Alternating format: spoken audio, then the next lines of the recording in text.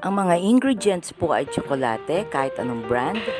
Gumamit ako ng Kremdensada at gatas Evaporada. Kailangan po nating tunawin ng tsokolate. Pwedeng gumamit ng double broiler. Kung wala naman ay gumamit ng kaserola, magpakulo ng tubig.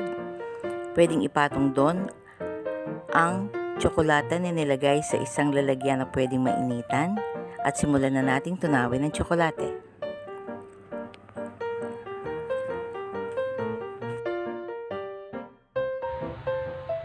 Palamigin lang ng konti ang tsokolate at pwede na tayo magpahid sa isang cup. Ang ginamit ko ay 2.5. Mas maganda kung clear cups ang gagamitin, pero mas mahal ito kaysa dun sa white cup. Kaya ito lang ang ginamit ko.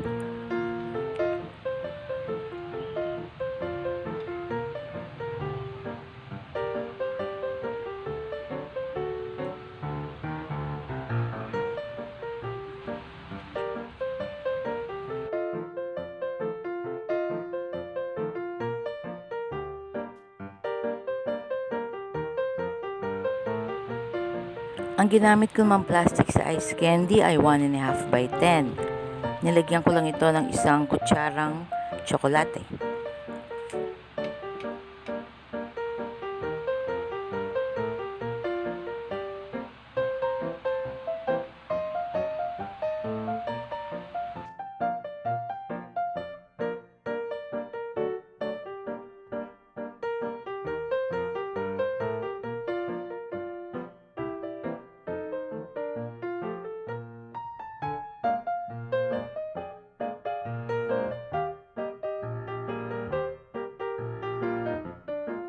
Ikalat nyo lang ng dahan-dahan ng tsokolate hanggang sa umabot ng 5 inches.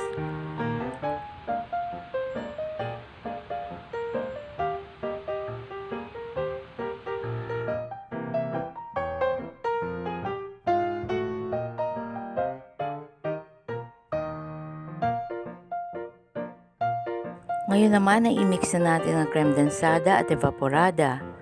Pwede kayong gumamit ng hand mixer or whisk. Basta mahalo lang itong mabuti. Inilagay nga pala ito sa chiller overnight. Sa Kremdensada, kung hahaluin itong mabuti, ay pwedeng madoble ang dami nito.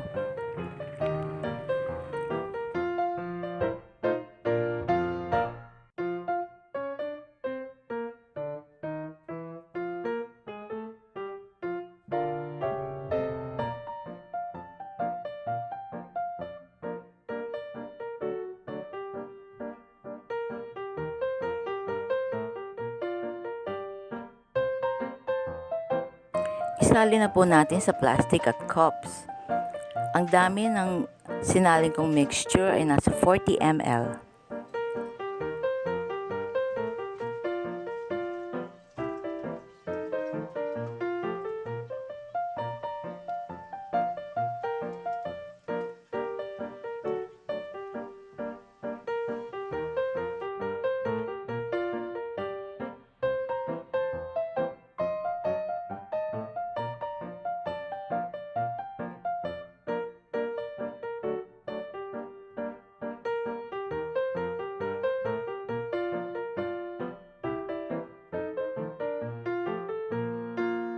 Kailangan po nating i-chill ang mixture na nasa cup para firm ito pag nilagyan ng tsokolate sa ibabaw.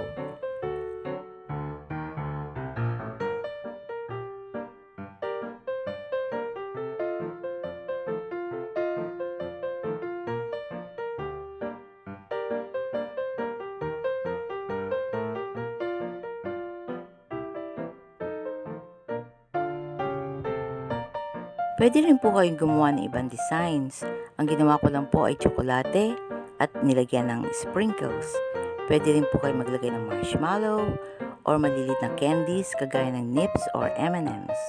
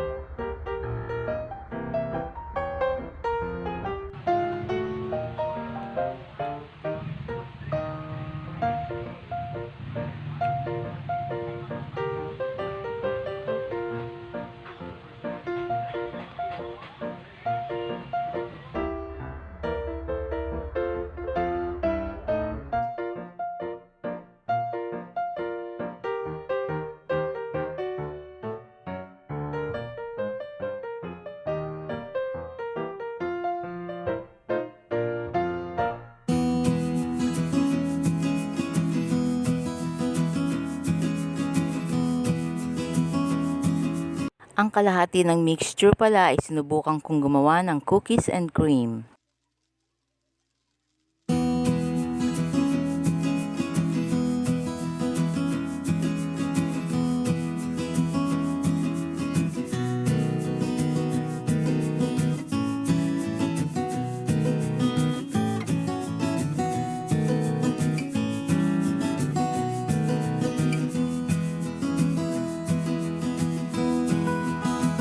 Sa tatlong ingredients po ay makakagawa tayo ng 21 pieces.